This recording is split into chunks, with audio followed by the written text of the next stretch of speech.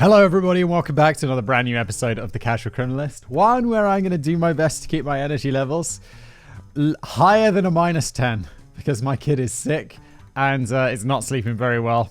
I am functioning on less than the required number of hours of sleep. Also, you'll see I'm wearing a Christmas jumper. I have no idea when this video comes out because I didn't even look, so it might be after Christmas, but I was like... I just like to smile. Smiling's my favorite. This jumper's so, if you're watching this, if you're listening, I'm wearing a Christmas jumper. You probably gathered that. But it was like, this is so warm and comfortable, I'm just not going to change it. I'm on my third cup of coffee. It's 8:30 a.m. Let's just jump into it. This is A Dingo Ate My Baby, Reasonable Doubt and Infanticide. This is from David. Thank you so much, David. If you're brand new to this show, what happens is one of our fine writers today, David, writes me a script. I've never read it before. I have no idea what this story is. I'm going to read it. It's called a cold read, which is also something that mystics do. You know, people are like, oh, I sense some trouble in your future. It's also called a sight reading.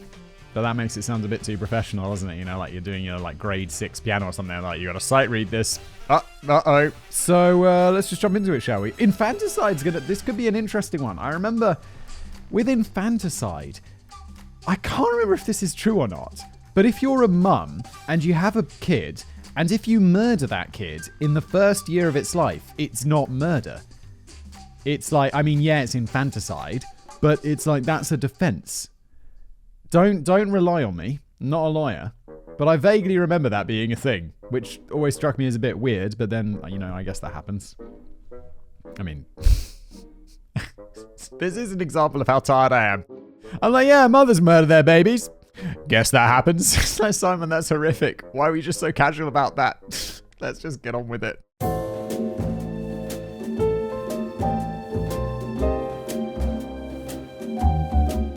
In the vast, sprawling realm of human experience, there are very few things that could happen to a person more emotionally devastating and traumatizing than the death of a child.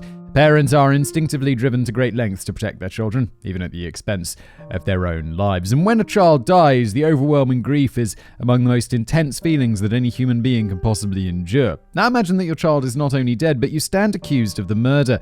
And not only that, but you're convicted of that murder and sent to prison for life. Oh my God. This is the worst thing I could possibly imagine. It's like, it's like, what did David write? Even at the expense of their own lives? It's like, yeah, I guess I'd sacrifice my life for my kid. It's like not something I think about very much because it's really unpleasant.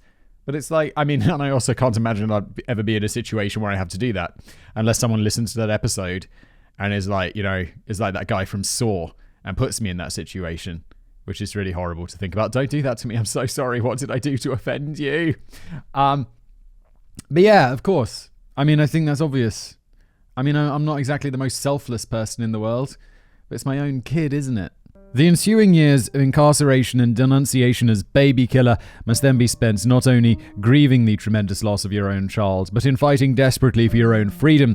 Because in the face of one of the worst crimes a parent could possibly commit, you claim that you're innocent. Today we shall investigate two Australian cases, that of Lady Chamberlain and Kathleen Folbigg, where police accusations of infanticide were based largely on circumstantial evidence, where the ambiguities around the infant's death frustrated attempts to uncover the truth, and where the defendant's version of events split the public between those who thought their stories were outlandish and those who thought they were entirely feasible. In short, on today's Casual Criminalist, we'll be tackling what is colloquially known in alleged cases of infanticide as the dingo defense. Oh, I don't really know what is a dingo? It's one of those things that is so Australian. I don't really know what it is, but I assume because it's Australian, it's something that would want to kill me. Yeah, that definitely, I'm looking it up on my iPad right now. That definitely looks like something. How big is that? Medium-sized canine. Look, these wild dogs, you know, I found that could be quite dangerous. Do they have rabies in Australia? Rabies is really scary. Yeah, okay, it's Australian, so I assume it's going to be able to kill me. But I guess the idea is that the dingoes take the babies, and you're like, yeah, no, I didn't murder my baby. A dingo took it. I just looked up because I was super curious. It was the Infanticide Act of 1938, which was the law I was talking about, where there's when the mum kills a baby under 1 year old. Basically, it is still a crime. It used to be punishable by the death penalty, which is a little bit intense. And by a little bit intense, I mean a lot intense. And the Infanticide Act of 1938 was brought in to abolish the death penalty for a woman who deliberately killed her newborn child. And then basically in the 21st century, Wikipedia here says, it's become common for a severely postnatally depressed mother who kills her infant child not to receive a prison sentence except in exceptional circumstances. And it's like, I think this is the courts, or it's an act, so Parliament recognizing that, yeah, people who do that are not in their right mind, so it is a defense to murder. I think diminished responsibility is maybe what they're called. Yeah, there we go. I do remember. Woo! Okay, carrying on. Lindsay Chamberlain. Or Chamberlain, Lain. I don't know. Roll with me. It's the 17th of August 1980. Lindsay and Michael Chamberlain have arrived with their two sons, Aidan and Regan, and their 2-month-old daughter, Azaria, at Uluru to do some camping. Uluru's that rock that sticks out of the desert in the middle of nowhere, right? I made a video about it on another channel that I do called Geographics. You're welcome to check it out. Plug over, carrying on. Michael Chamberlain was a Seventh-day Adventist pastor, and Lindsay played the role of a winsome and dutiful pastor's wife. The Uluru is a sandstone rock formation that dates back 540 million years to the Cambrian period, when our direct ancestors were jawless fish. Uluru juts shockingly out of the ground, 1,150 feet in the air, in otherwise flat, arid, and sand-blasted outback landscape. In 1980, the 9-kilometer, 5-mile-wide natural edifice would more commonly be called Ayers Rock, named by an explorer after a nothing 19th century bureaucrat. Uluru is a name that comes from the local Aboriginal Pitjantjatjara dialect, a language I have named in the script for no particular reason other than to torture Simon and amuse the audience. Well, sort of, David. You also put the pronunciation for me there in phonetics. But if I didn't have that, it would be Pitjantjatjara. Well, I have to say, it's kind of pronounced almost exactly as it's spelt, which is one thing I love about Japanese, or not less so with Chinese, but Japanese, when you just guess how it's pronounced, generally, for the most part, it's quite easy. Unlike other languages, whereas they have hats on the letters, and they've got that weird backwards question mark underneath things, and you're like, why is this here? What does it mean? Uluru as a word has no particular meaning. Instead, Uluru is the name of a local clan who claim ownership of the rock. Uluru has been a spiritual site for the local Anangu clans for as long as they have existed as a culture and resided in that area, with humans first crossing the massive desert to Uluru 10 to 20,000 years ago, and the current culture forming somewhere between 300 and 1,000 years ago. More recently, Uluru has become a political football for every politician in Canberra who likes to pretend that they know every single jot of Aboriginal history. Since it's what one did at Uluru, the Adventist pastor and his wife made camp there alongside dozens of other holidaymakers. Word had spread of a dingo infestation in the area. The dingo is basically a tamed wolf that never quite became a domestic dog. Humans have been breeding wolves into dogs for nearly 20,000 years. Dingoes are functionally the neighborhood pit bull that you're worried about turning vicious at the drop of a hat. Except in the outback and minus roughly 4,000 years of human selective breeding. They're cute, but they've got a massive temper. In the wild, they're ruthless hunters, and if you think dingoes sound bad, Simon, just wait until we look into drop bears, which are a carnivorous subspecies of koala that inhabit the Blue Mountains and drop out of trees when attacking their prey. Holy shit. By the way, this is the first time I've ever mentioned this, but I'm thinking about starting a channel about nature and covering like this sort of thing, because there's some crazy shit out there. Like, I did a bunch of looking around into what's up with nature, because I always enjoy those nature documentaries and stuff, and it's stuff like this. Drop bears. That would make a great video. What is that? What is with that? But maybe I've got enough channels. Who knows? I've got 13. For nearly a century, dingoes in the area have been hunted and killed by men called doggers in order to keep their population from getting dangerous to local settlers. From the 1920s onward, the local Anangu people also began to turn in dingo pelts in exchange for compensation. Over the next few decades, wildlife control was formalized into one of the responsibilities of the government-run Park Service. Unfortunately, in the late 1970s, the government had been woefully inefficient. The dingo population was out of control. Tourists at Uluru worsened this fact by feeding the seemingly cute and cuddly dogs, emboldening them to approach campsites. In the Australian winter of 1980, there were numerous reports of dingoes attacking people. But so far, most people had gotten away with it with just a few bites and scratches. Yeah, nature is like, I don't know. I remember once I was camping in America, and someone was just like, no, I was just camping one time, like around here. And a bear just came. Just cut the side of my tent open. Like, what? It's just like they're just sleeping. It's the night. A bear comes along, uses its claw to cut the side of their tent open, grabs them in their sleeping bag, like their sleeping bag, and just starts dragging them away. They wake up while this is happening and just start screaming and shouting at the bear like, oh, bear, oh! And then the bear realizes it's a person and runs off. And then you're like, oh no. One, that was absolutely terrifying. I was going to become eaten by a bear. And two, now I've got to buy a new sleeping bag and tent.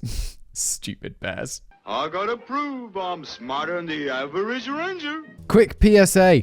Intelligent but dangerous mammals and marsupials swiftly learn to lose their fear of humans if they're treated to a free meal. Feeding them endangers others further down the line. Yeah. Don't do this. Don't do this. Don't be feeding the wild animals. And I don't care how cute they are or if you want to lure them nearby so you can take pictures of them. If you visit the outback, don't feed the dingoes. If you visit the Blue Mountains, don't feed the drop bears.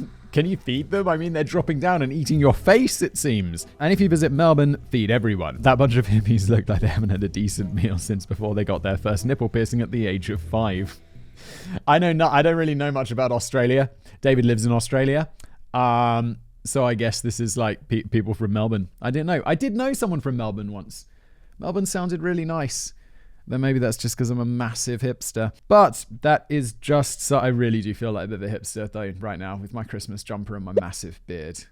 I've got to shave and wear more appropriate clothing. But that is just some typical intercity Aussie banter, appropriate for this episode for a taste of Aussie colour, mate. And some Aussie banter would certainly have commenced on the evening of the 17th of August 1980 as the local campers lit up their barbecues and cooked steak, not prawns or shrimp, which Aussies generally don't do on the barbecue, and tucked into beer, and not Foster's, which is widely regarded as gnat's piss and not even served in 99.999% of Aussie pubs, just the ones for tourists. Oh, by the way, I just remembered something interesting about that person from Melbourne, who I went to university with. They were like, they were the first person who was like, oh, you've got a nice sounding voice, you should do something with that. And that, in a weird way, kind of led me to where we are today. So thank you, random person from Melbourne. I do think they were from Melbourne. There was one other thing I remember about them. They were telling me about this thing called a prefrontal doctor or something, which is like this, it's hot in Melbourne, and then in the afternoon, some like cool air comes down from the mountains. So if that's Melbourne, I'm thinking about the right city. If that's some other Australian city, then I apologize. Foster's is awful. David's absolutely right. I don't know why we drink that in the UK. Like, it came over and was like marketed as this Australian beer. It's crap though, isn't it? It's really bad. It's cheap, I guess, is quite appealing. You know, that's a big, like Carling. It's objectively shite, but it is cheap. Michael and Lindy Chamberlain chatted with their friends for a bit while they cooked dinner. Being August and winter in the southern hemisphere, darkness had already closed in. While dinner was being prepared, Lindy decided it was time to put her 2-month-old daughter down for the night in the Chamberlain's nearby tent. A few minutes later, Lindy Chamberlain returned to the group and fed one of her sons a can of baked beans from the car. Not long after that, Lindy got up again, saying that she heard a disturbance over at the tent. She headed over there to check again, and according to Lindy, she saw a dingo standing outside the tent, which she shooed off, and it quickly vanished into the darkness. A moment later, Lindy's screams went up into the night air. Azaria, the 2-month-old baby, was no longer there. The local Australian revelries in good humour came to an abrupt stop. Lindy immediately claimed that a dingo had taken the infant and carried off into the night. Outside of the campsite, there was no artificial lighting, and beyond the small huddle of humanity, there existed nothing but miles and miles of sea and pitch black. The local campers assembled all their torches and set off in search of the dingo, listening out for any cries of a child. They heard nothing. A panicked and sleepless night lay ahead. Authorities arrived and joined in the search. Dawn came, and they still found nothing. The number of searchers swelled. Their haphazard searching methods became more disciplined and painstaking, but only a little. There was still nothing. A week went by. The searchers found a small baby's jumpsuit and a singlet half submerged in the red desert sands and 4 kilometers or 2.5 miles from the campsite. The collar was stained with blood. It belonged to baby Azaria. Her body was never found. Seems pretty open and shut right now. Also, there was a crazy story in the news a couple of months ago. I think it was in Russia. And some woman's child had got lost in the month and in the woods. And the kid was like 2 years old, or less than 2, like a year and a half old or something. And they were in the woods for like 3 days. And at the time, my kid was a year and a half. And I'm like, God damn, those Russians are made out of sturdier stuff. Because the idea that my kid could survive in the woods for a day and a half, be like, what? How? How is that possible? The circus begins. 4 months later, on December the 15th, in the small town of Alice Springs, smack dab in the middle of the outback and the largest human settlement for hundreds of miles, an inquest into the disappearance of baby Azaria was held. The disappearance of Azaria Chamberlain had caught national attention, and the inquest received lurid amounts of coverage by newspapers across the country, amplifying the feeling of tragedy. The inquest dragged on for 2 months. Is this really like inquest-worthy material? I mean, obviously, a child being taken and eaten by a wild animal is like desperately sad, and it's going to get a lot of press coverage. But, I mean, it seems pretty open and shut, and I'm assuming there's more to it, so I'm obviously missing a trick. But it does seem a bit like... it seems a bit unnecessary, doesn't it? It's like, okay, it's really unlucky and unfortunate, and let's shoot all the dingoes. But... that's all. Technology also intervened. In a historic first for Australia, the verdict of the inquest was broadcast live across Australia to a large viewership and an insincere and jaw-slobbering media. Wait, that doesn't seem very nice. Why should there be cameras allowed in these inquests? These should be behind closed doors. Wait, are they allowed cameras in courtrooms in the US? Because that's not a thing in the UK. And that's why they have those people drawing sketches of people. But then you also get sketches of people in the US. But then there's also live broadcasts of stuff, isn't there? Well, that's weird. I don't think that should be allowed. The inquest ruled that given the jumpsuit found in the desert stained around the neck, Azaria was disappeared and presumed dead. Furthermore, the inquest found that the dingo attack was the likely cause of death. Yeah, I mean, based on all the evidence, I would reach that same conclusion, and I get the feeling in a few minutes it would be like, Simon, you idiot. Try and be a little more competent, yeah? However, the magistrate threw a bit of a wrench into the proceedings. In his view, if a dingo did indeed kill the child, the remains should have been found and the clothes torn to shreds. Dingoes are scavengers, so they eat anything they can find, but they're not large predators, in the view of the magistrate. Even if the infant was tragically consumed by a wild animal like a dingo, some or all of the bones should still be out there. And before you say it, yes, wild dogs consume bones, but even dingoes do not, for instance, and I apologize for this, consume entire human skulls. Yeah, I was away with some mates this weekend, and we cooked up some giant steaks on the barbecue. Yes, it's the middle of winter, but you got to do what you got to do. And these are like some ribeye steaks with some giant bones in them. And my mate had his dog with him, and he's just like, yeah, he can eat those bones. And I'm like, this is a massive bone. And that dog just chews that bone into tiny pieces and eats the bones of 2 giant steaks, just fully. And then the next morning, having some coffee, and that dog is throwing up bones onto my carpet. I'm like, oh, it's like this weird yellowy thing with just like, it's mostly just little shards of bones, like a little cat throwing up a mothball. It's like, dude, maybe we shouldn't give the dog the giant bones. But he loves it. He loves it. In the view, and that dog's fairly big, I think he could eat a skull. He'd figure out a way. In the view of the inquest, the remains must still be out there, and yet extensive searching found nothing. Further, yeah, but the Australian outback's really big. I mean, as I've said, I don't know much about Australia, but I know the outback is large. Furthermore, the clothing was not found torn and strewn around the area, but neatly put together. So the magistrate concluded with little evidence that, quote, the body of Azaria was taken from the possession of the dingo and disposed of by an unknown method by a person or persons, name unknown. The person disposing of the body was a troubling thought. Why would a person find the body of an infant and simply dispose of it without alerting the authorities? One could conceivably see someone unthinkingly just solemnly burying the child without guessing the age of the remains or considering that someone might be looking for them. Who would possibly think that? There's the remains of a child in the outback. And you're like, this was probably a while ago. Nah, probably forgotten about by now. How old does that have to be? 100 years? 50 years? 20 years? No. Come on. But this statement from the magistrate, televised across the nation, also set the fires of people's imaginations regarding more nefarious reasons why anyone would want to quickly hide all signs of a body. Conspiracy theories began to germinate nationwide. Yeah, I mean, it could be that someone nabbed the baby. Like, went into the... Like, as the dingo did, but being a person rather than a dingo, just whoosh, took the baby and then murdered it, which is... I don't get it. Why would you kill a baby? That's insane. Suspicions of infanticide. The local authorities were also dissatisfied with the results of the inquest. There are two interpretations as to why they were dissatisfied, one cynical and one generous. The cynical interpretation... I wonder which one's going to appeal to Simon, the cynical one or the generous one. The cynical interpretation was that the police had egg on their face from this entire affair. In the inquest, the magistrate criticised them harshly for their slow response to Azaria's disappearance, especially in the crucial few hours after it happened, and also for their slapdash search, which went an entire week before turning up anything. The government also had egg on their face, having let the dingo infestation around a popular tourist site in the Northern Territory get so far out of control that a defenseless child was killed. Not only killed, but taken from a tent at a campsite that would otherwise have been secure if dingoes had not been so numerous and emboldened. All of this was compounded by the blistering and humiliating fact that the entire nation had watched the verdict. Thus, the authorities were motivated by self-interest to find another explanation for baby Azaria's death. I mean, yeah, okay, it seems a little bit far to go. Be like, yeah, let's blame it on a person. Whereas just maybe we should have just controlled the dingoes better. I feel like the government or whoever's responsible for this should just be like, we'll do a better job in the future.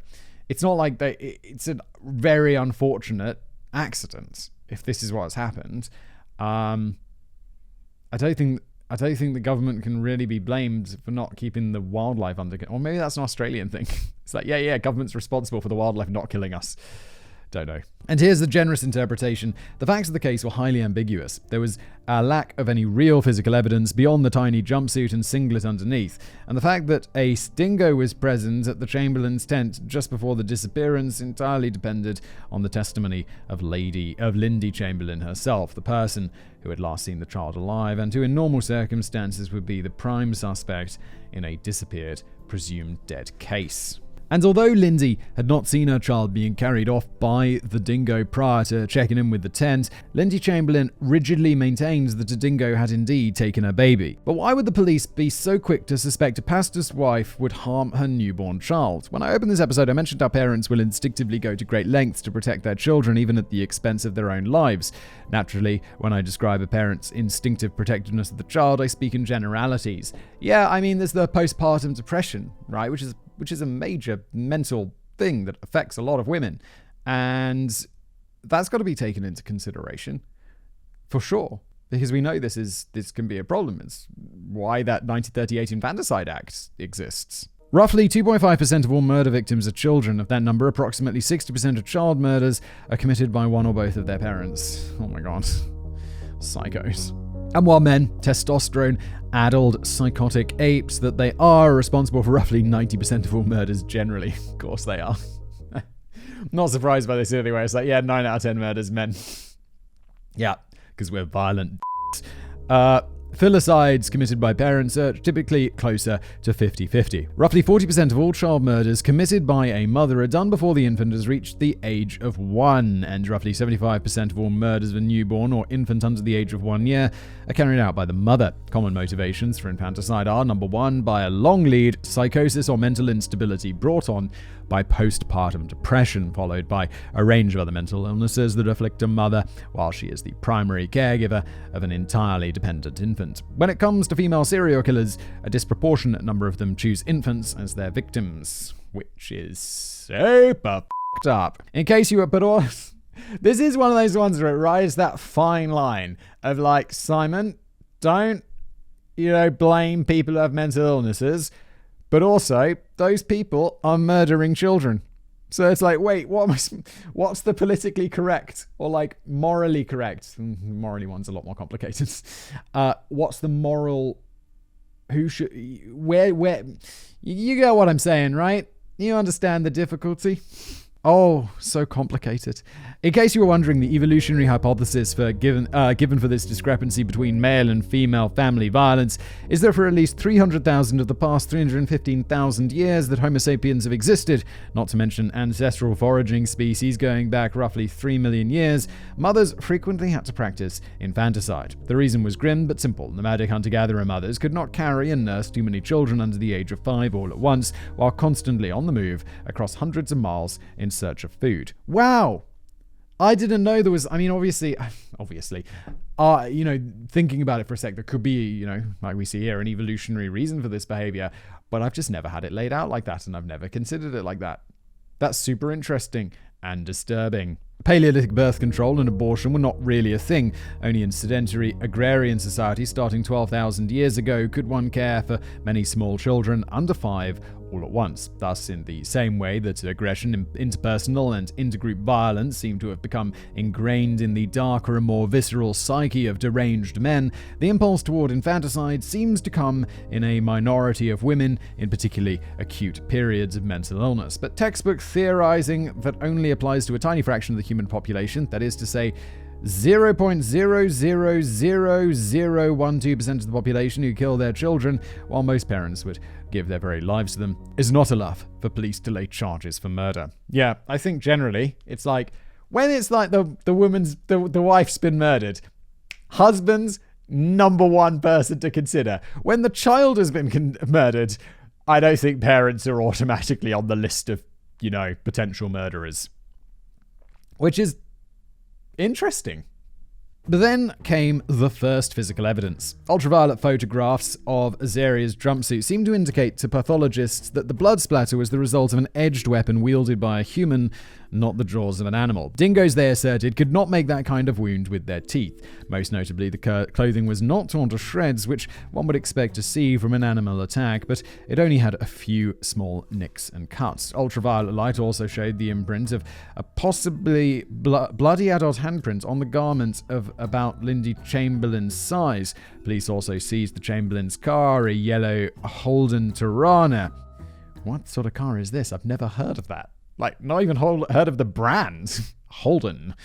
Maybe it's an Australian car. There, in the front seat, pathologists found signs of blood, more specifically fetal hemoglobin, that could only belong to a child under 6 months of age. Oh my. Well, okay, yeah, now's the point where I'm like, oh, big brain Simon, maybe we should have investigated just a little bit, because, okay, they look in the car. Now, I'm thinking, well, they murdered the kid, or the kid died ahead of time. They went camping, blah, blah, blah, to set this all up. They were like, oh, yeah, the kid's in the tent, the kid's asleep. And then they're like, oh my God, the kid's not in the tent, the kid's not asleep, it's been taken by a dingo, just to cover up this whole thing. They didn't take the kid and murder that kid that night, but it had happened before. And then they're using this whole camping story to cover it up. Police allege that on the night of 17th of August 1980, Lindy Chamberlain had not lain her 2-month child in the tent, but had taken Azaria to the front seat of the yellow Holden. There she had cut the child's throat with a pair of scissors. Holy shit. On the cutting edge of which were found traces of fetal hemoglobin. She concealed the body in a large camera case. Lindy then returned to the campfire to feed one of her young sons some baked beans she had retrieved from the car. A few minutes later, Lindy allegedly feigned hearing a disturbance in the family tent, headed over there and screamed repeatedly that a dingo had taken her baby. There was a vague awareness among the campers that there was a dingo infestation in the area at the time, so it was possible that Lindsay could have concocted this ruse to cover up the intended crime. There we go. Now we're thinking.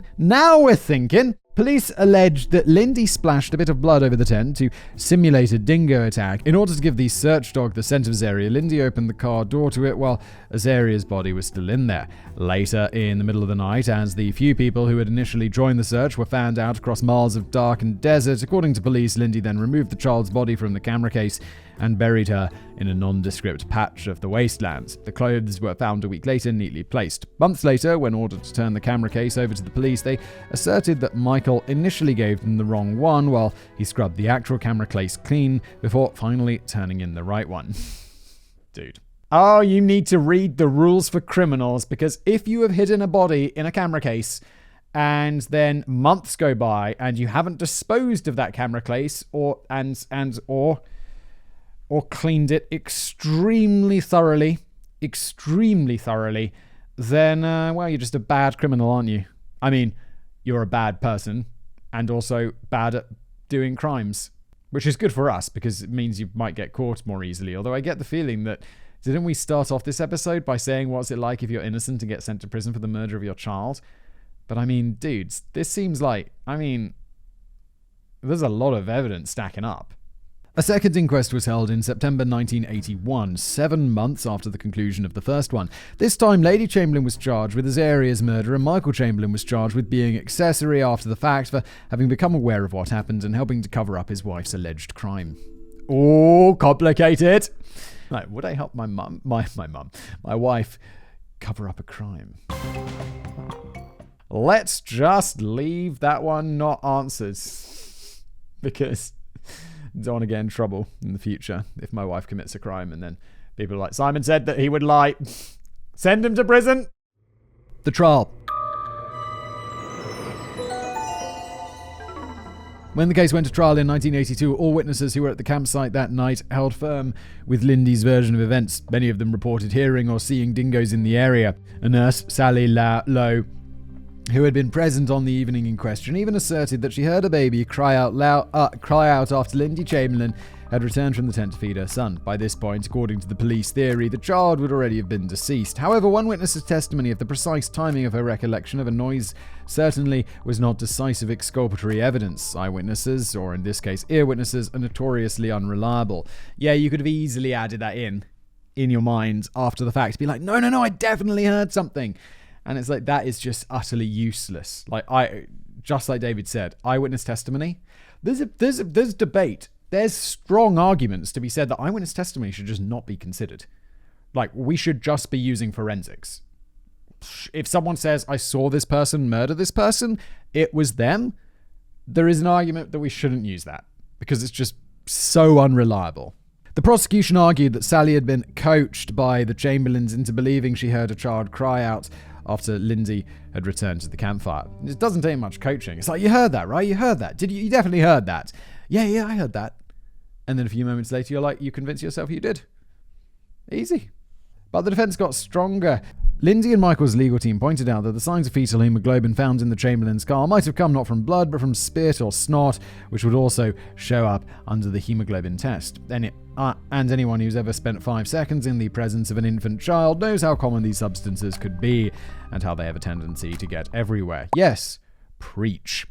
Furthermore, it would explain Lindy's handprints on Azaria's jumpsuit as she handled the child. She had simply touched a bit of baby spittle. It was only a little more difficult but plausible to explain why the same hemoglobin was found on the cutting edge of the scissors. I have to say, I was like, hemoglobin is blood, so it's got to be blood. But if it could be spit, that's a pretty good defense. But this is going to be on an edge, isn't it? Like, right now, if that went to the jury, woo, it's going to be tricky. You really got to push that hemoglobin does not mean blood. Doesn't mean blood angle. Otherwise, you're screwed. I think this would be a very, very close on the jury thing. But you got to all beyond all reasonable doubt. I would say they just introduced reasonable doubt here.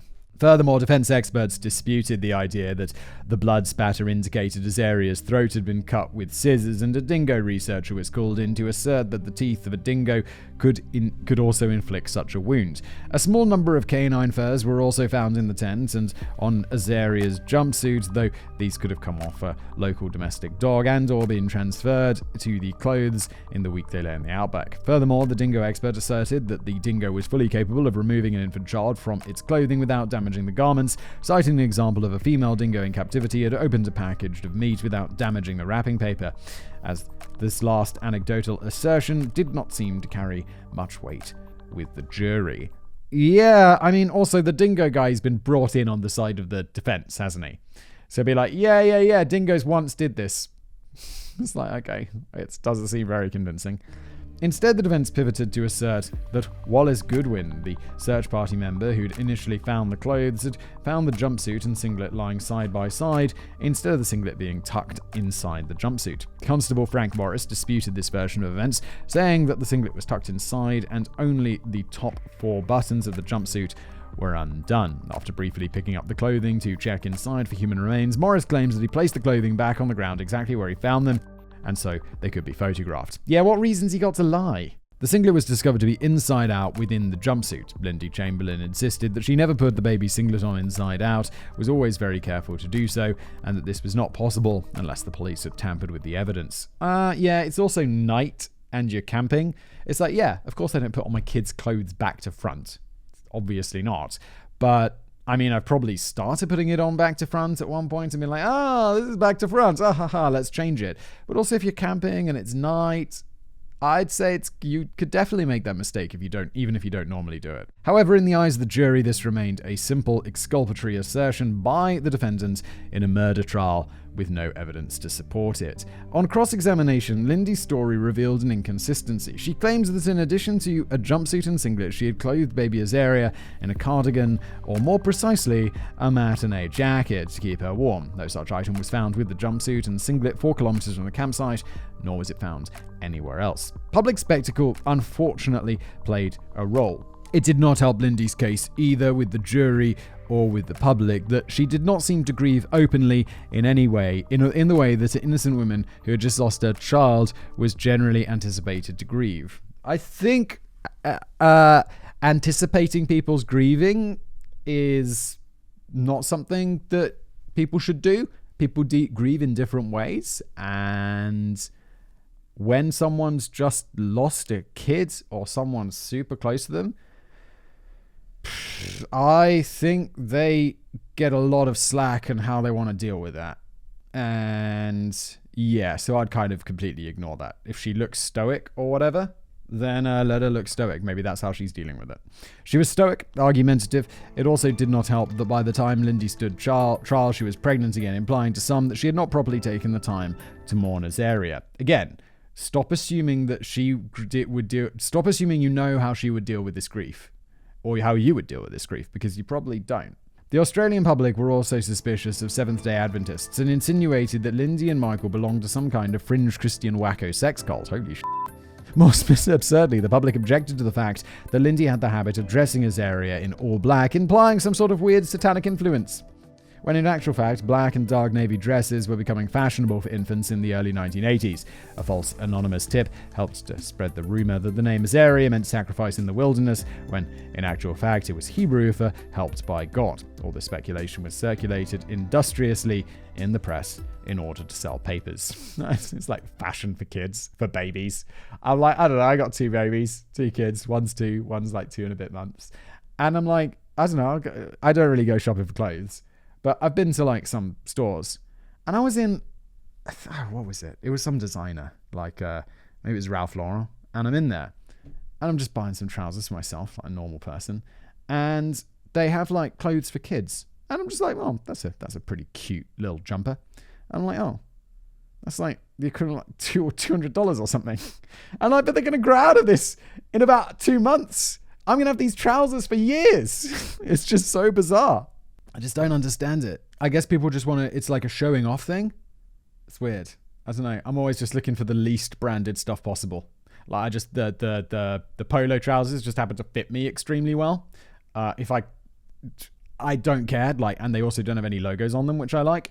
But like the Ralph Lauren polo shirts, I don't buy because they have that horse on them. And it's just, I don't like that branding. I don't like branding in general.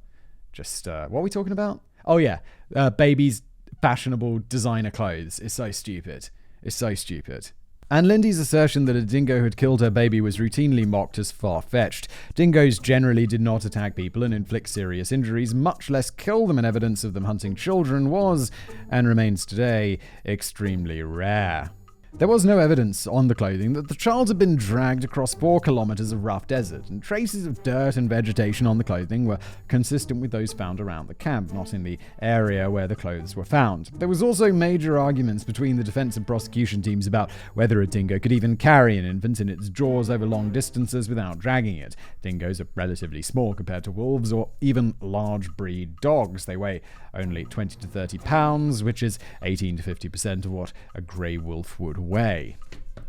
What the hell is this in actual useful units? Oh, that's like 11 kilos. These things are tiny. These are really small. Is that correct? That can't be right. That cannot be right. Because then it's like saying that a wolf weighs like 20 kilograms. It does weigh 10 to 15 kilograms. What's it? I feel like I just punched that in the face. I mean, I guess like a scorpion weighs like 5 grams or whatever, and that would destroy me. Scorpion wins flawless victory. But this is just a dog. It's just a fancy dog. How much does that wolf dog weigh? Does a husky weigh 20 to 27 kilograms? So these things are like half the size of a husky, which I would say is like a fairly large, scary, wolf-looking dog. I'm suddenly less afraid of dingoes than I probably should be. Put this in perspective, a 2-month-old baby weighs approximately 12 pounds. So, what is that? Roughly 6 kilos? 5 kilos? Sounds about right. My 2.5-month-old baby weighs like 8 kilograms or something big. He's a very big boy. Which is weird, because me and my wife are not particularly big. But we have a very large baby.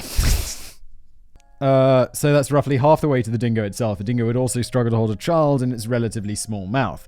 To much of the public in 1982, the claim of a dingo attack seemed more likely to be an excuse by a desperate mother in order to cover up a grisly crime. Apparently, the jury agreed. On the 29th of October 1982, Lindy was found guilty of the infanticide of Azaria Chamberlain and sentenced to life in prison. Husband Michael was found guilty of being an accessory after the fact, since the jury did not believe he could have been ignorant of the murder and had tampered with crucial evidence, and he was given an 18-month suspended sentence. Wow, that is a big difference. I mean, I know she did the murder, but him covering it up, suspended sentence, mean he doesn't even go to prison, while his wife is in prison forever. I mean, for a life sentence. I don't know what that is in Australia. Life prison. We're doing a lot of Googling today. I apologize. The minimum non-parole period of a life sentence varies between jurisdictions and between different crimes, blah, blah, blah. I don't know where Melbourne is, but let's say it's in Western Australia because that's what comes up. Look. Let's just assume that it's similar enough. Attracts a minimum non-parole period of 7 years, while the equivalent term in Queensland is 15 years. So between 7 and 15 years. 7 years for a life sentence is like prison for life. You'd be like, no! No! And they're like 7 years if you behave yourself and get parole. You'd be like, wait, 7 years? Cool. I'll only be like 40. Nice. Or 41. Not that I'm planning on getting a life sentence in Australia anytime soon, but it's good to know that it's not that bad. And by anytime soon, I mean ever. I don't know why I said like anytime soon, but it's like, no. In about 10 years, I'm planning on committing some Australian crimes. Moving to Australia, doing some murder. Not really. On November the 17th, Lindsay was briefly taken out of prison to go to hospital to give birth to her 4th child before being returned to prison for her lifelong incarceration. The matinee jacket. Lindsay Chamberlain's legal team lodged an appeal of the verdict with the federal court on the grounds that there was sufficient reasonable doubt to nullify her conviction. This appeal was rejected in April 1983, which upheld that there was substantial evidence to convince a jury beyond a reasonable doubt that Lindy had murdered her own child. In other words, the theory of a dingo attack was considered at the time to be an unreasonable and unlikely explanation. Lindy then lodged an appeal with the High Court of Australia. This appeal, too, was rejected in February 1984. By this point, Lindy had already spent 16 months in prison for a crime she said she did not commit. Yeah, but lots of people in prison say that they're in there. It's like, what are you in for? I didn't do it. How many people do you think actually say that? When in reality, there's probably statistics on it, aren't there? But the reality is, you've been convicted by a court and a jury of your peers, most of the time, who has said that beyond all reasonable doubt, you're guilty. I mean, even if there are some innocent people in prison, which obviously there are, the majority are got to be guilty, right? Because the whole legal system is based upon it's better for a guilty person to go free than it is for an innocent person to go to prison. So the majority of people in prison are guilty. I wonder what the stats are. I bet the majority say that they're not guilty. I bet that the majority say that they're like framed or they didn't do it or blah, blah, blah, blah, blah. But most of them did. Allegedly. Another 2 years went by with Lindy having exhausted all of her options, and in all probability she would spend the rest of her natural life in prison. She was only in her 30s. Wait, but a life sentence doesn't mean a life sentence. She's getting out after like 7 to 15 years if she behaves herself. Then on the 26th of January 1986, that is a long time later, British tourist David Brett. I feel like I know someone called David Brett. Oh, no. Their surname's slightly different. As a person I knew a long time ago. But wait, was that their name? This is not important at all. I'm sure it's a fairly common name, and it's definitely not this guy because he wasn't alive in 1986. That's for damn sure. Oh, and he also fell to his death. So this is definitely not the David Brett that you know, Simon. His remains were discovered 8 days later. His body had been mostly eaten by dingoes. As police looked for any of Brett's remains, they may have been carried off by dingoes. They came across a small infant's matinee jacket. What is a matinee jacket? It sounds like something you'd wear to like a matinee. Is that a thing? Lindy Chamberlain insisted that it was the one she had put on Azaria when she put her child down for the night on August the 17th, 1980. The jacket was found half buried near a dingo lair. On February the 7th, 1986, after nearly 3.5 years of imprisonment, Lindy Chamberlain was released from prison while the case of Azaria's death was reopened. The Morling Royal Commission was launched in 1987 and found that the assertion Lindy had murdered her daughter was not proved beyond a reasonable doubt. The report did not, however, assert that a dingo had killed the child. To do so would have shifted the burden of proof onto Lindy to prove her innocence by proving an alternate explanation. Wait, that's not proving innocence by proving an alternate explanation. That's proving reasonable doubt. You don't have to prove innocence. You just have to be like, could have happened that way. Could have happened that way, couldn't it? Couldn't it? And then if people are like, yeah, I mean, unlikely, but yeah, maybe, then you're okay. To be clear, the judiciary was not claiming Lindy was innocent or that a dingo did it, just simply that the prosecution's evidence did not beat the standard of proof, which it didn't. Again, we must return to the ambiguity of this entire situation. The most incriminating physical evidence, the fetal hemoglobin on the car, scissors and clothing, could just as easily have come from mucus as it could have come from blood. DNA testing did not exist yet. No traces of blood were found on the clothes that Lindy had worn that night. There were no traces of blood in the camera case, and that the police alleged that Lindy had used to transport the body out into the desert. The blood-stained jumpsuit did not conclusively indicate one way or another whether the splatter was from a human or animal-based attack. There was no clear indication one way or the other how the clothes were transported to the desert. Dingo or not, the circumstantial evidence should not have been enough to convict. Yeah, I mean, I kind of agree. Like, as soon as they were like, that hemoglobin could be from spit, I'm like, well, was it blood or was it not blood? Can't we figure that out? And if it's not blood, well, she's not guilty. Right? Yeah. In September 1988, the Court of Criminal Appeals overturned all the convictions. In November, A Cry into the Dark, also known as Evil Angel, starring Meryl Streep, faithfully depicted Lindy's version of events, which, in contrast to the public hostility in 1982, completely swung public sympathy her way and got Streep nominated for an Oscar. How have I never heard of this movie? Meryl Streep's great. This is probably a good film. In 1992, the government paid the Chamberlains $1.3 million in compensation for the inconvenience of having their lives utterly ruined by the justice system. That's a lot of money, and I kind of feel like, wasn't this the jury? Like, they had a criminal trial, there was a jury, the lawyers presented their arguments, the government just did their job. Then the jury convicted them. I don't think this is the government's fault. Like, right? Should they be paying out for that? I don't know.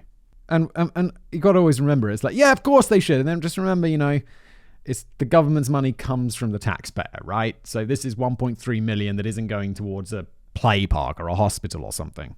A third inquest was held in December 1995.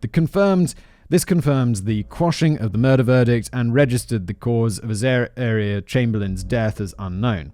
The evidence in favor of the Dingo story was almost as circumstantial as the murder theory. While it was highly conceivable that a 30-pound dingo could have potentially carried a 12-pound infant to its lair at Uluru, removed the matinee jacket, then later removed the jumpsuit and singlet without excessively damaging them 4 kilometers out in the desert, while the child's remains were never found, it could not be confirmed. One really needed the remains with clear markings of a dingo attack or Lindsay to directly and clearly see her child being taken. Almost 2 decades passed. Lindsay was still understandably dissatisfied. Her name had not been completely cleared and was distrustful of the justice system. On the 30th anniversary of Azaria's death in 2010, yeah, but your name being cleared, you're not guilty. Like, you're not in prison. You don't have to prove your innocence at that point. Yeah, I mean, there's questions around it, but you're innocent. You're innocent in the eyes of the law. And sometimes you just got to be satisfied that that's enough. It's very hard to prove innocence. Beyond all doubt. That's why we don't try and do that unless your country is crazy. Where they're like, innocent. Are there countries where it's innocent till guilty until proven innocent? I feel like there are. And I feel like that's insane. I'm Googling again. Okay, for all we can rely on Quora. India. Wow, really? According to India's legal system, everyone from petty thieves to infamous terrorists presumed innocent. Oh, okay. This guy's just got some opinion piece. Okay, this is it. It's not. This is the problem with the internet and Quora in particular. It's like, yeah, well, have you looked at this case? This person was this. It was exactly that. And it's like, look, I just want to know what the law says, not your opinion on a bunch of shit that I don't care about. Person on Quora. God damn. I'm leaving it behind. We're not going to do it today.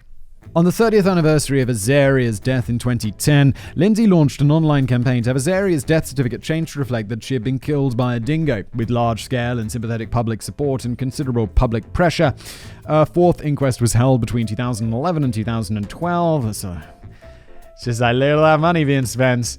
The existing evidence from 1995 was reinterpreted again, and additional anecdotal evidence was used from more recent attacks by dingoes on children on Fraser Island, indicating that yes, indeed, sometimes dingoes tried to kill infants. On the basis of this evidence, the coroner ruled that yes, without a reasonable doubt, a dingo had definitely killed Azaria Chamberlain at Uluru on the night of 17th of August 1980, officially apologised to Lindy and Michael, and changed the cause of death on Azaria's death certificate. While 99% of the Australian public now sympathise thoroughly with Lindy, and it seems quite probable that a dingo did indeed kill Azaria Chamberlain, the verdict of this fourth inquest actually generated some public criticism for being a PR stunt on the part of the Northern Territory government rather than a calm, measured act of forensics and jurisprudence. Publicity stunt? What are they getting out of this? Critics argued that there was simply not enough evidence to confirm a dingo attack beyond a reasonable doubt, any more than there was to justify prosecution of the Chamberlains in the first place. By repeating the same mistake twice, the Australian judicial system potentially diminished rather than repaired public trust in its processes. Yeah, you should have just left it alone. I don't know why you got involved, to be honest. It just sounds like a waste of money. And I'm not sure how this was a publicity stunt because it just seems like a waste of time and doesn't make anything look good. Aside from questions of legal precedent and procedure, I'm quite glad that Lindsay, convicted of a crime when there was far too much reasonable doubt, was eventually released. She did not have to spend her entire life in prison for a crime she almost certainly did not commit, grieving for her child. I can scarcely think of a situation more awful. Nevertheless, because of a miscarriage of justice, she had to spend years in that nightmare scenario, and that would inflict a wound that can never be fully healed. Yeah, this should have been she should have been, like, not innocent, but just not guilt. I mean, innocent by virtue of just there's not enough evidence. This isn't reasonable doubt. I mean, that is enough reasonable doubt. Definitely. Anyway, moving on. That's right. I took a little break because I need some extra caffeine in my life.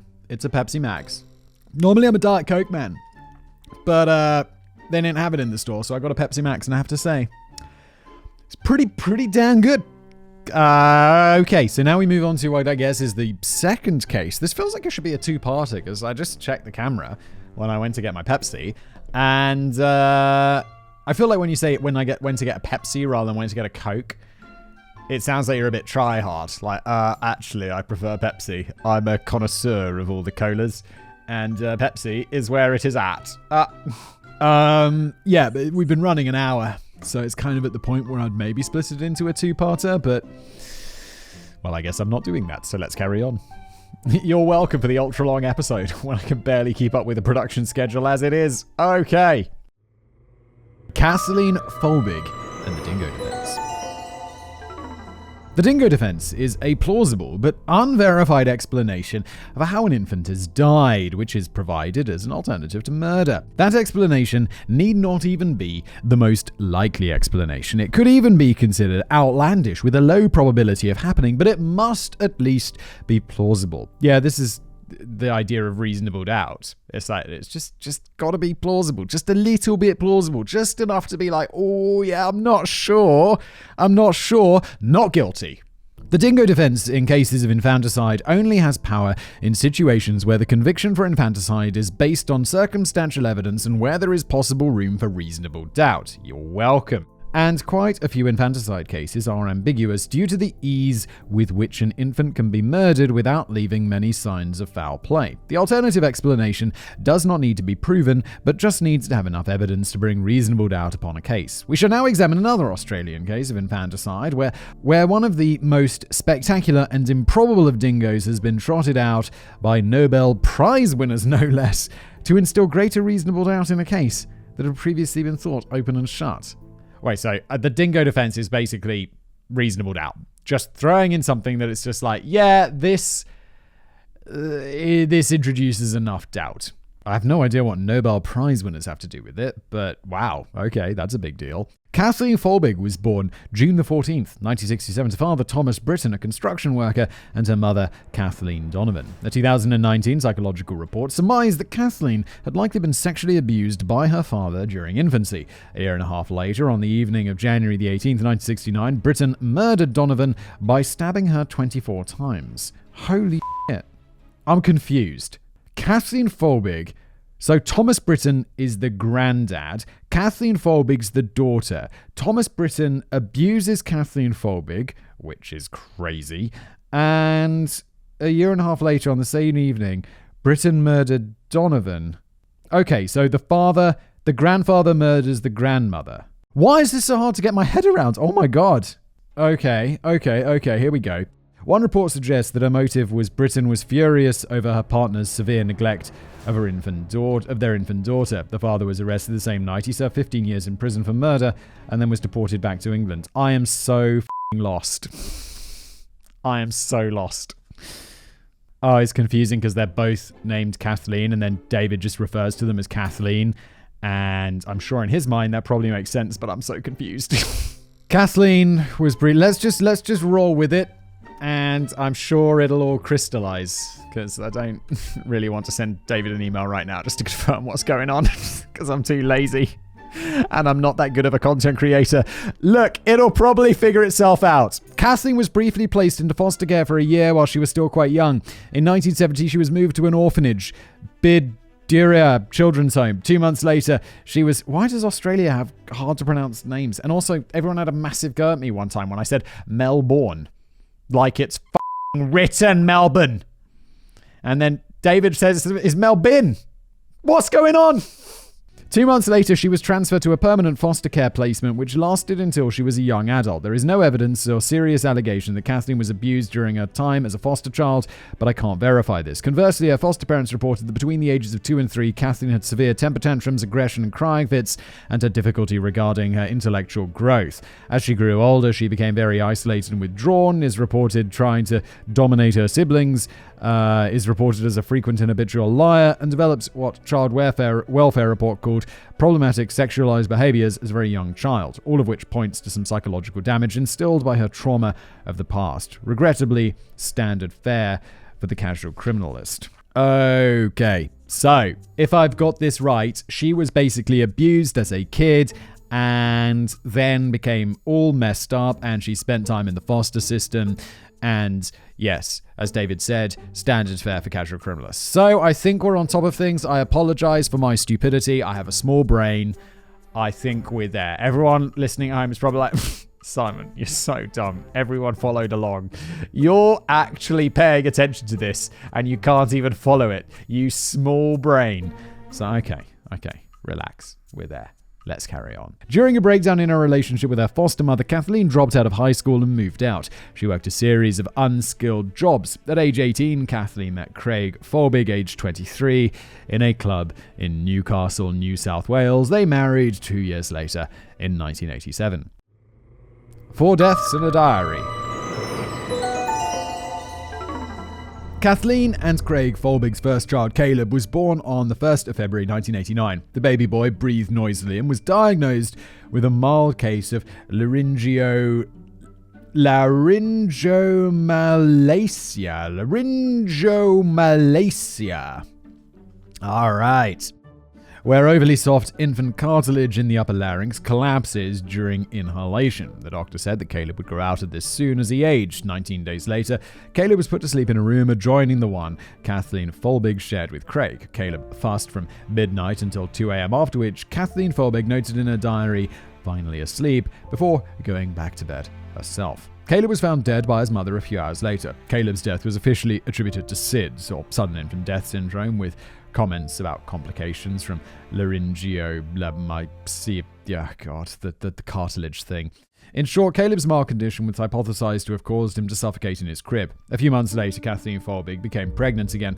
Her second son, Patrick, was born on June 3rd, 1990. Kathleen Folbigg later wrote in her diary, "This was the day that Patrick Allen David Folbigg was born. I had mixed feelings this day, whether or not I was going to cope as a mother or whether I was going to get stressed out like I did last time. I often regret having Caleb and Patrick, only because your life changes so much. And maybe I'm not a person who likes change, but we will see." Normally, I'm like, don't write. This is just, she's just writing in her diary. I don't think this is indicative of anything. Like, I get the feeling David's doing some foreshadowing towards that. They're going to be like, look what you wrote in your diary. You didn't even want your children. That's it. Chill out. I don't keep a diary. But if I did, there'd certainly be times where it's like 3 o'clock in the morning. My child is going absolutely bananas. And I've got a busy day at work that I say, or I'm like, what have I done? I remember it's a little, it's not like embarrassing. Maybe it is bad to admit. But I remember it was like 3 o'clock in the morning. It was exactly the situation. It's like, it'd been so many nights. And I'm like, what have I done? What have I done? When I didn't have kids, I got to sleep through the night. But I mean, obviously, like, it's all worth it. And it's wonderful. And I love my kids. They're super awesome. But goddamn, 3 o'clock in the morning. And you're like, what have I done? Okay, let's just move on from that crisis. Patrick was tested after his birth and was shown to be perfectly normal and healthy. Craig took informal paternity leave to help out with his care. 4 months later, on October the 18th, 1990, there was some sort of incident at the Folbigg home. Craig woke up to the sound of his wife screaming. Patrick had gone limp and was not breathing. The father used CPR on the infant, and he was rushed into hospital in an ambulance. Whatever had happened, Patrick now had brain damage. He was diagnosed with epilepsy and cortical blindness. Exactly 4 months later, on February 18th, 1991, Craig Folbigg was at work when his wife phoned him. "It's happened again," she said. Patrick had died. He was recorded of dying from asphyxiation due to an airway obstruction from an epileptic fit brought on by encephalopathic disorder of an unknown cause, or in other words, brain damage, which the doctors had no idea how he received. Wait, didn't he receive it from the first time that he had the when he didn't have oxygen to his brain because he was suffocating? I don't know. Medicine is complicated. A year and 8 months later, on August 14th, 1992, Kathy Folbigg gave birth to a third child, a daughter named Sarah. On August 25th, 1993, Sarah was taken to the GP because she had a standard croup cough and was started on a round of antibiotics. She died. Oh my God, this is so... I'm less traumatized by this because I just get the feeling David's going to be like, yeah, there was murder. But maybe there's not. And in which case, I should be much more sad for these people. And now I feel like a bit of a because I was just assuming this is going to lead to them being criminals of some kind. Or, yeah, that's not a very nice assumption, Simon. Jeez. These people have 4 kids die. How about some sympathy? 4? 3? 3. 4. 3rd. 3. Oh my God, I'm so tired. What's actually wrong with my brain? She died on August the 29th, 4 days later. The autopsy found Sarah had a congested uvular hematoma and profuse streptococcus in the lungs, which had stopped her from breathing. Kathleen Folbigg wrote in her diary, Sarah left us at 1 a.m., but the child had not been found dead until hours after that time. Wait, that's weird. Several years went by without the Folbiggs attempting another child. In late 1996, Kathleen Folbigg again became pregnant. On January the 1st, 1997, she wrote in her diary, another year gone, and what a year to come. I have a baby on the way, which means major personal sacrifice for both of us, but I feel confident about it all going well this time. I'm going to call for help this time and not attempt to do everything by myself anymore. I know that was the main reason for all my stress before, and stress made me do terrible things. This just went from like writing down your feelings to you crossed some line of like crime writing down or implications. Come on, my dude. No. A month later, on February the 4th, 1997, Folbigg wrote in her diary, still can't sleep. Seem to be thinking of Patrick and Sarah and Caleb. Makes me seriously wonder whether I'm stupid or doing the right thing by having this baby. My guilt for how responsible I feel for them all haunts me. My fear of it happening again haunts me. My fear of Craig and I surviving, if it did, haunts me as well. Okay, my guilt for how responsible I feel for them still all haunts me. That doesn't imply anything. That could just be she feels responsible. And if they did all die innocently of innocent causes, then you could still feel guilt for that. I mean, however unjustifiable that guilt may be. Laura Folbigg, but that made me do terrible things? Laura Folbigg was born on August the 7th, 1997. Evidently, Kathleen was smitten with her new child. On October the 25th, Folbigg wrote in her diary, I think Laura is beautiful compared to Sarah. She was cute, but Laura has a special look about her. That is a very weird thing to write. I don't think you should be comparing how your child looks, especially with your dead child. That's creepy. Her slight difference in looks gives her a beautiful face. Not just pretty, cute and cuddly, but gorgeous and beautiful. Well, so far anyway. Looking at a video, Sarah was boyish looking. Laura has definite feminine features. They're all chalk and cheese, and truthfully, just as well. Wouldn't have handled another one like Sarah. She's saved her life by being different. Yeah. And look, we have this diary, I'm assuming, because at some point it became part of an investigation and it was subpoenaed. I think that's the word, where they take your stuff to look through. Which in this case is like, that terrible things with, and she saved her life by being different, is really implying some dark stuff there. And then a couple of weeks later, on November the 9th, Folbigg wrote, Craig has a morbid fear about Laura. Well, I know there's nothing wrong with her. Nothing out of the ordinary anyway, because it was me, not them. Think I can handle her fits of crying better than I did with Sarah. With Sarah, all I wanted was her to shut up, and one day she did. Okay. Well, there's nothing wrong with that. Let me just repeat that. Well, I know there's nothing wrong with her. Nothing out of the ordinary anyway, because it was me, not them. That sounds like you just admitted to murdering your 3 children, doesn't it? Doesn't it, Kathleen? And again on December the 8th. Had a bad day today. Lost it with Laura a couple of times. She cried most of the day. Why do I do that? I must learn to read her better. She's pretty straightforward. She either wants to sleep or doesn't. Got to stop placing so much importance on myself. Must try to release my stress somehow. I'm starting to take it out on her. Bad move. Bad things and thoughts happen when that happens. It will never happen again. And again on December the 31st.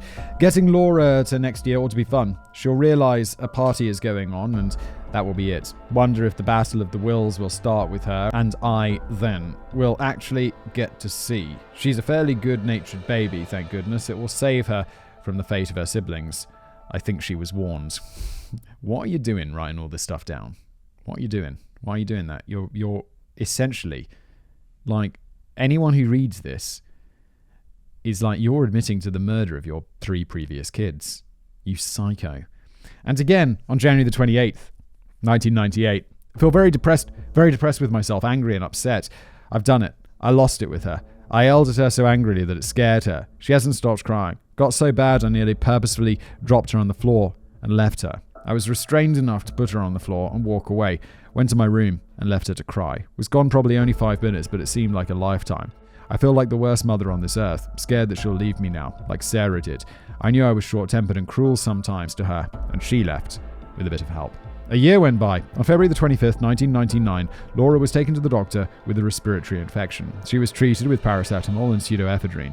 23 hours before she died, 18-month-old Laura was videotaped by her father swimming and giggling in the backyard pool. It was Aussie summer.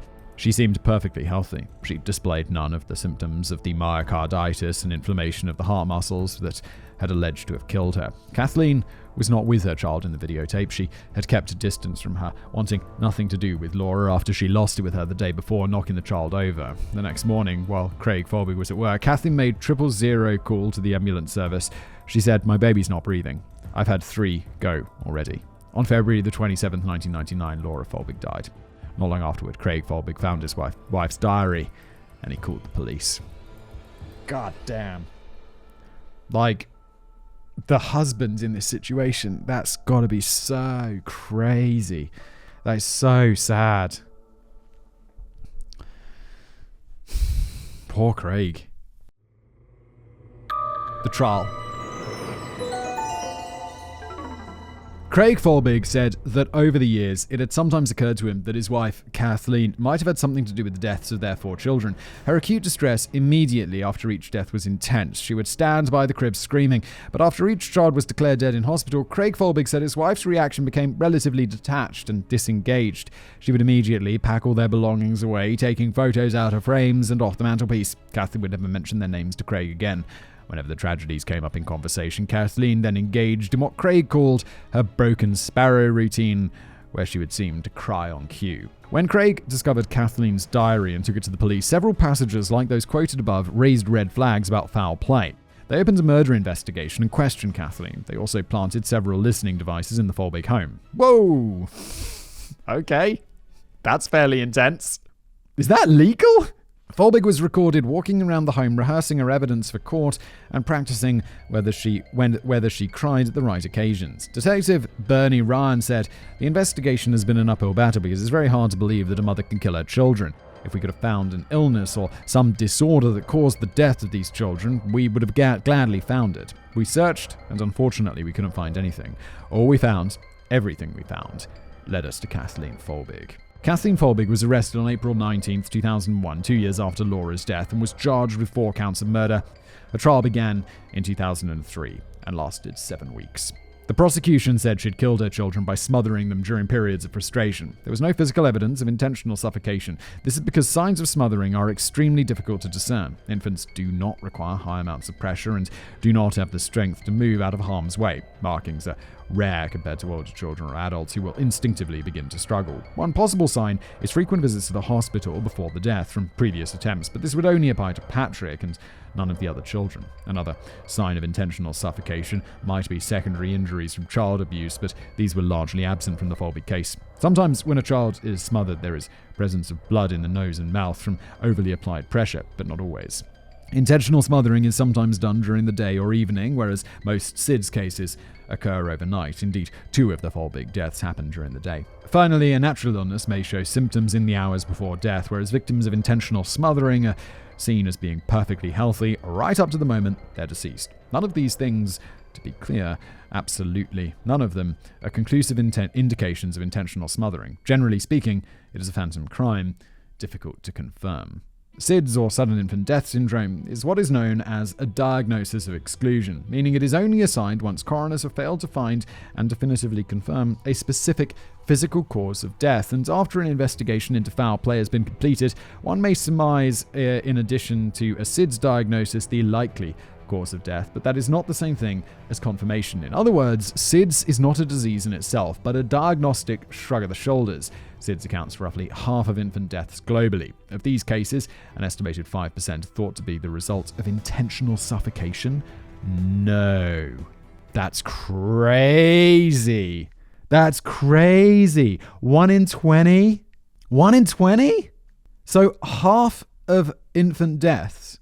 So 1 in 40 infant deaths are intentional murder by the parents? I can't believe that that's correct. That's so crazy. The prosecution's case rested on the idea... Have I done my maths wrong there? That's nuts. The prosecution's case rested on the idea that it was highly unlikely that 4 infants in the same family would suddenly die with the only witness being the mother. This harkens back to what is called Meadows' Law, named after a British paediatrician, Sir Samuel Roy Meadow, famous for research on Munchausen's by proxy, as one of the UK's foremost experts on child abuse. Munchausen's by proxy. Munchausen's is where you pretend you're sick or get sick on purpose because you like the attention of doctors. I know this from the TV show House.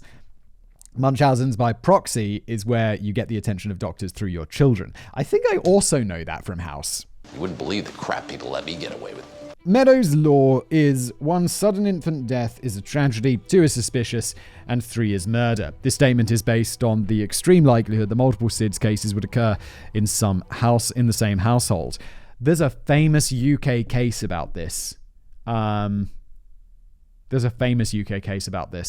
Which I don't remember any details of, but it involved this very, very thing. I think it's more recent than this, though. Although I guess Sir Samuel Roy Meadow could be quite a recent thing, but he sounds like old school, doesn't he? It sounds like some 18th century name.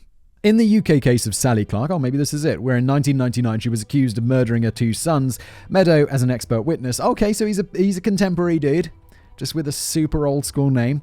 Took the probability of one SIDS death occurring in an affluent non-smoking household of 8,500 to 1 and squared it to show the odds of 2 such deaths occurring, which is 73 million to 1. In Folbigg's case, the odds of 3 deaths occurring would be 5.3 quadrillion to 1 and 4 deaths would be 28 nonillion to 1.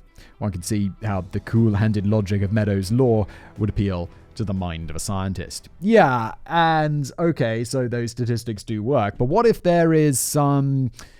our understanding of genetics is not very good. It's still fairly weak about how people's genes combined together could cause different things, and we certainly don't have a complete knowledge of medicine or anything like that. So is it so unrealistic to think that maybe there is...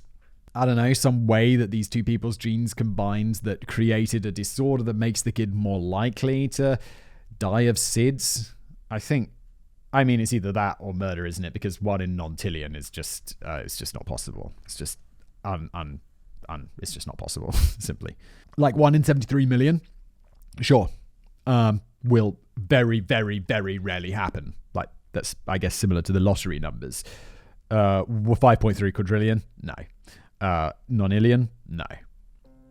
Here's the problem. Meadows' reasoning falls into what we'd call the prosecutor's fallacy. We cannot confuse the extreme unlikelihood of something occurring with the likelihood of someone's guilt without taking into account all surrounding circumstances. If we didn't, there'd be a criminal investigation every time someone was struck by lightning. In a population of millions with thousands of different psychological and environmental circumstances, extremely unlikely events can still occur. Yeah, 1 in 73 million. Sure. 1 in 5.3 quadrillion? No. That is something that does not occur. And certainly not 28 nonillion. It's that's not a fallacy. That's just a statistical impossibility. It's that's just not... It just never happens. It's just way too unlikely.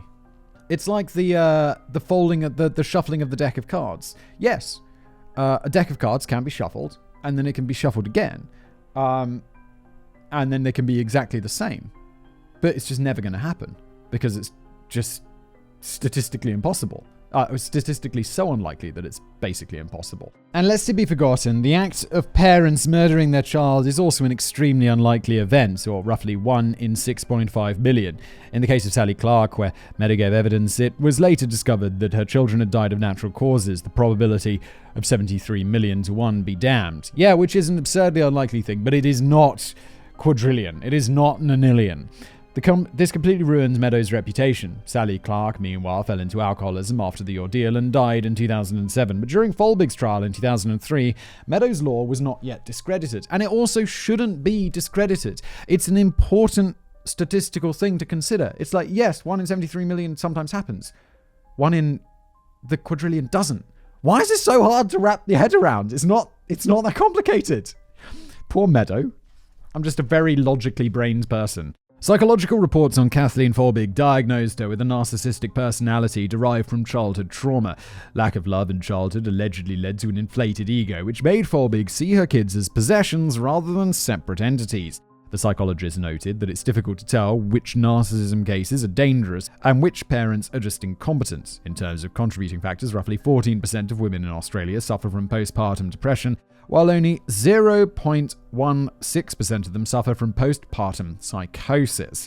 The court psychologist said that Folbigg did not have an antisocial personality disorder or a psychotic illness, and that she was not a risk to the public, but she's a potential critical risk to any children that she might have. The sequence of events of each child's death would be inconsistent with the suffocation hypothesis. All the physical maladies could also be explained by suffocation too. Then there were the diary entries, the most important piece of circumstantial evidence for Kathleen Folbigg's guilt. Over the course of several years, she made several incriminating statements which seemed to imply that she was harming and murdering her children. For her part, Folbigg said at the time, "They aren't literal. Definitely not a window into my mind." Evidently, Folbigg did not intend for her diaries to be discovered and read by anyone. They were typically hidden. And in one journal entry, Folbigg wrote, "Tell you what, I don't think anyone could read this and find out all my secrets. I write like a 5-year-old. The question was, in addition to the suspicious circumstances of the deaths and the 4 children, were these diary entries enough to remove any reasonable doubts of her guilt?" I mean, it does seem pretty likely that she's murdering her children, doesn't it? The defense said Folbigg did not harm her kids. They claimed she was a caring mother and pointed to journal entries that showed Folbigg's care and concern. They brought in character witness to attest to Folbigg being a lovely person. The defense also pointed out that there were no direct admissions to the killings in Folbigg's diary entries and suggested that the language used could be chalked up to a grieving mother's guilt. They pointed out how genuinely distraught Folbigg always appeared to be when the ambulance and police responders arrived after another child's death. And of course, they reiterated multiple times that there was no physical evidence that Folbigg suffocated her children. On the question of reasonable doubt, the possibility of all 4 children dying of natural causes, the prosecution told the jury, "I can't disprove that one day some piglets might be born with wings and that they might fly. Is that a reasonable doubt? No. There has never been in the history of medicine any case like this. It is preposterous. It is not a reasonable doubt. It is a fantasy. And, of course, the Crown does not have to disprove a fanciful idea." This is entirely correct. I think that is spot on from the prosecution. It's like, yeah. Of course it's possible. But it's so unlikely it's basically vanishing. In the end, it was the suspicious diary entries that removed all reasonable doubt from the jury. Short of a full written confession, those entries could not be more explicit. Without those entries, it is likely the case would not even have been brought to court. On May the 21st, 2003, Folbigg was found guilty on 3 counts of murder, 1 count of manslaughter, and 1 count of maliciously inflicting grievous bodily harm. She was given 40 years. On appeal, February the 17th, 2005, this sentence was reduced to 30 years and 25 years without parole. Due to the nature of her crimes, putting her at the lowest of the low in the hierarchy of the women's prison system, Folbigg was placed in protective custody to prevent her from being beaten or killed by the other inmates. Inquiring into Folbigg's diaries. In 2015, 13 years after Folbigg's imprisonment, her lawyers were preparing a petition to the Governor of New South Wales to open an inquiry into the convictions. The lawyers approached a professor at the Centre for Personalised Immunology at Australian National University, asking her to sequence the genes of Folbigg and her children to see if some sort of genetic mutation could have caused a series of natural deaths. It goes without saying that this sort of work would take time. That's what I was saying. Like, it's the Nonillion to one thing. It's like, that's impossible. So it's not just chance, but it's not necessarily just murder. It could be some also weird genetic combination thing. Kind of surprised they didn't bring that up. Maybe they did, but we just didn't mention it. Meanwhile, the petition was submitted to the governor, largely castigating Meadows' law and the way that it was used in the trial of Kathleen Folbigg. On August 22nd, 2018, the New South Wales Attorney General announced the opening of an inquiry in order to resolve doubts about how the treatment of the likelihood of 4 deaths in the same family may have impacted the court proceedings. In jail, Folbigg was gradually weaned off protective custody and become what was called a den mother, gradually winning over staff and fellow inmates. In 2017, she was convicted of beating a fellow inmate for taking a toaster into her cell, which Folbigg pointed out was not allowed. Otherwise, Folbigg's prison track record had been pretty good. During the inquiry, Folbigg was questioned over a diary entry. She said, "I didn't kill my children, and these diaries are just a record of how depressed I was and how many issues I was having. Those diaries are written from a point of me always blaming myself. I blame myself for everything. I took so much responsibility because that is, as mothers, what you do. When asked about the use of the phrase dangerous mood, Folbigg said, "Dangerous mood means depression to me. When I'm depressed or a little cranky, don't come near me." On the phrase about Laura saving her life by being different from her daughter Sarah, Folbigg said, "It was a mystical representation. That's me reflecting on my beliefs, as in karma and the children talking to each other and to God and all those sorts of beliefs that I had. It was a wrong belief and a warped belief. But I had a belief that my..." Turn the page. "Children had decided they weren't staying with me anymore, and I didn't understand why. When asked about the terrible things she might do, Folbigg explains, it could be placing my child down to let her cry for even 30 seconds. That's a terrible thing, in my view." The prosecution said in the inquiry that these were fanciful answers which cannot be believed. Folbigg replied, "It's no concern to me whether it can or cannot be believed." The prosecution pressed her, "You accept that the ordinary plain meaning of those words which you have put together in your diaries can objectively be seen as different?" And Folbigg replied, "Yes, but I was trying to explain that at the time of writing my diaries and the use of those words, that's not how my mind worked." To which one media observer rightly commented, "How very convenient." Yeah. Cometh the hour, cometh the dingo. Meanwhile, the team sequencing the Folbigg genes had expanded to 27 scientists from Australia, Denmark, Italy, Canada, the USA, and France. Wow. In May 2019, while the inquiry was still ongoing, the team discovered that the two daughters, Sarah and Laura, had a mutation in their CALM2 gene that could cause heart arrhythmia and cardiac arrest. Sarah's heart condition would have been triggered by her treatment with antibiotics at the time, and Laura's would have been triggered by her treatment with paracetamol and pseudoephedrine. The odds of this gene mutation were exceedingly rare. Only 75 people in the world are known to carry the mutations in their CALM1, CALM2, or CALM3 genes that would have shown to be lethal in children. Nevertheless, here was a plausible explanation for the death of the Folbigg girls.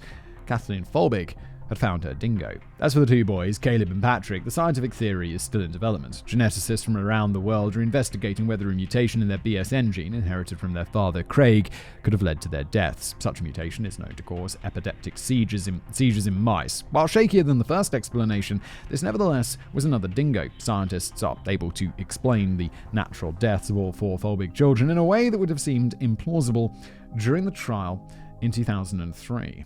I mean, there's not enough evidence. If there's only 75 people in the world who are known to carry these, and they can be shown to be lethal, that's only 75 people, though. There's no way, unless all 75 of them had died in their sleep as children from this thing, which is almost certainly not the case, because otherwise when would they have their DNA sampled and sequenced? This is going to be torn to shreds by the prosecution. These results were duly introduced at the inquiry. The prosecution expert, Jonathan Skinner, said that it would be very unusual to have CALM2 mutations being responsible for the death of two people at such young ages, yes, thank you, while another carrier, Kathleen Folbigg, had been perfectly healthy and remained so into her 50s. The defense countered that lethal CALM2 mutations may have asymptomatic carriers. Yo, defense, you are absolutely, you've got 75 people ever on the whole planet who have had this condition. There is just not enough data. At all. At the end of the inquiry in July 2019, Justice Reginald Blanche conceded that due to the recent genetic evidence, it was, quote, plausible that Sarah and Laura may have had a cardiac condition, and that raises a possibility that it caused their deaths. Nevertheless, Blanche said it was an exceptional clinical scenario that had not been confirmed as cause of death, though an entirely plausible theory. According to the judge, what was written in the diaries and what was deemed to be, quote, Folbigg's lies and obfuscations, when questioned about those entries, did not remove Folbigg's guilt for the murder of her children from beyond a reasonable doubt. The conviction was upheld and Folbigg remained in prison. In October 2019, Folbigg's legal team called for another review alleging bias in the inquiry. Justice Blanche was accused in public of being a misogynist who ignored scientific evidence. Folbigg's legal team had began the process of lodging another motion with the New South Wales Court of Appeal against her convictions. They argued that the new genetic evidence created enough reasonable doubt to quash them. That seems unreasonable. He's just interpreting the... How? Am I a misogynist for looking at that scientific data and being like, there's not enough data, it's just an interesting theory? I mean, of course, the legal team are going to say that. They're going to be like, he's a misogynistic, biased person. And it's like, okay, but he's a judge. He's probably not super biased. He's probably just looking at the evidence, as I feel I'm doing. I don't think misogyny's got anything to do with it. I don't care. I just don't think the science is there.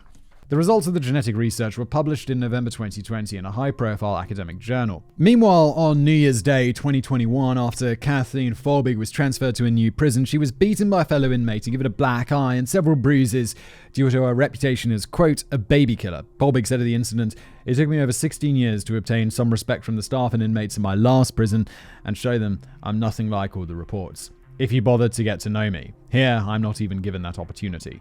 Very sad. On the 4th of March 2021, 90 prominent Australian scientists and medical professionals signed a petition to the New South Wales governor asking her to pardon Folbigg. They pointed out that there was now medical and scientific explanations for the deaths of Folbigg's children. The petition said, "Ms. Folbigg's case also establishes a dangerous precedent as it means that cogent medical and scientific evidence can simply be ignored in preference to subjective interpretations of circumstantial evidence." 90 Australian scientists and medical professionals signed this, unless I am missing something absolutely spectacular. I just don't think that COM2 gene research is there. It's like, yes, it can potentially cause this, but I don't think it... I must be missing something. There must be something that either I have ignored or that isn't in the script that leads people to put so much weight behind this genetic evidence, which it's not like, oh yeah, they all had a well-established genetic condition which kills children. It's like, no, this might have something possibly to do with half of the children's deaths. It's just not there. But apparently, that is super misogynistic, according to the defense. I must be really missing something. Because 90 people signed this. Crazy. I don't know. Wow. The weakness in the petition's arguments were as follows, in ascending order of severity. 1. The academics placed too much weight on their qualifications and publications as an argument in and of itself. 2. The research into the BSN mutation theory explaining the deaths of the two boys is more tenuous and the research is still ongoing. 3. And worst of all, the petition repeatedly uses the line, "There was no physical evidence of smothering at autopsy." As medical professionals, they almost certainly knew that evidence of intentional suffocation of infants is difficult to discern by a standard autopsy, if not exceedingly rare to find. The New South Wales Court of Appeals rejected Folbigg's motion on the 24th of March 2021. Professor Peter Schwartz, world-renowned cardiac genetics researcher, said, "Whenever someone dies without obvious explanations and a molecular autopsy identifies a mutation known to cause sudden death, then this is sufficient to diagnose that particular disease. I have no idea whether Kathleen Folbigg is innocent or guilty, but I think she was sentenced on the basis of incomplete evidence and incorrect opinions. A fair judicial system would acknowledge this and look again at the case on the basis of the novel evidence. Then it is entirely possible that the court will confirm the original sentence, but without ignoring the new facts." Well, in that case, Professor Peter Schwartz, I hope you didn't sign that petition. Because that petition was asking the governor to pardon. I don't know, it doesn't say if Peter Schwartz signed this, but given this statement, he shouldn't have. And that's, I have the same opinion as him. Yes, this is something that should be considered, and it should go back to court, and then it can be assessed by, it can play out in the courts, and we can work out whether this introduces reasonable doubt or not. A pardon is just like, no, you're released from prison because of the power of the governor or whatever. Which is absurd, and that is not the correct way to do it. We should do it this Schwartz guy's way. And this touches on the nub of the issue. The genetics researchers provided Kathleen Folbigg with a plausible explanation for the death of all 4 of her children, a dingo defense. It does not really matter how likely this explanation is, or whether or not it can be confirmed to have happened. The question is whether it creates enough reasonable doubt to quash Folbigg's convictions. From 1986 to 2011, the dingo account that exonerated Lindy Chamberlain was not confirmed by any coroner or inquest. What kept her out of prison after the Morling Commission in 1988 was the idea that even without the dingo story, there was enough reasonable doubt in the case to overrule her conviction. The question in the Kathleen Folbigg case is, regardless of the genetic explanation, was the rest of the evidence sufficient enough to convict beyond a reasonable doubt? Really, it comes down to those strange and suspicious diary entries. That's it. Like, I don't know. I'm not of the opinion that she should 100% be in prison and is guilty. Because I think that evidence, the diary evidence, is tenuous at best. I think that alone introduces enough reasonable doubt, irregardless of the genetic stuff, which I think maybe adds a 0.5%, a 1%, pushing me in the direction of reasonable doubt. Like, it is suspicious as those diary entries, but I think that prosecution can get reasonable doubt. And if I was on the jury, I'd probably say I'm not sure. And that is not guilty. And that is, she goes free. Don't know how I feel about that. We spent a long time with this case. I feel like I'm on the jury. As damning as they are, I honestly do not have a strong opinion on whether or not a jury should or could convict off the back of them.